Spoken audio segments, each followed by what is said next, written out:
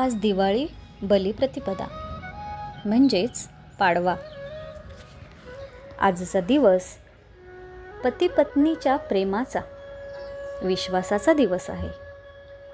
दिवाळी पाडवा जो कार्तिक शुद्ध प्रतिपदेला येतो तो 3.5 मुहूर्तांपैकी एक मुहूर्त मानला जातो. आजच्या दिवशी भगवान श्री हरी विष्णूंनी वामन अवतार घेऊन बळीराजाच्या डोक्यावर पाय ठेवून त्याला पाताळात पाठवले आणि त्याचे राज्य त्याला परत मिळवून दिले. म्हणून आजच्या दिवसाला बलिप्रतिपदा असे म्हणतात. विष्णूच्या या कार्याबद्दल लक्ष्मी माता खुश झाल्या आणि विष्णूचे औक्षवण केले. म्हणून पतीला ओवाळण्याची प्रथा सुरू झाली.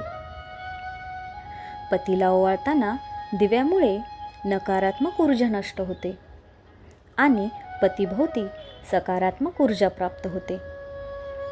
पती हा कुटुंबाचा आधारस्तंभ असतो. कुटुंबाच्या सुखसमृद्धीसाठी अहोरात्र कष्ट करतो. पत्नी पतीप्रती कृतज्ञता व्यक्त करण्याचा आजचा दिवस. औक्षवण करताना दिव्यासोबत कुंकू, सुपारी, सोनं, अक्षता या गोष्टींना विशेष महत्त्व आहे. कुंकू सौभाग्याचं प्रतीक आहे.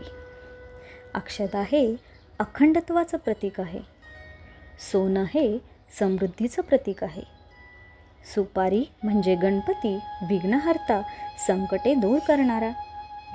तसेच आजच्या दिवशी वडिलांचे सुद्धा औक्षवण केले जाते.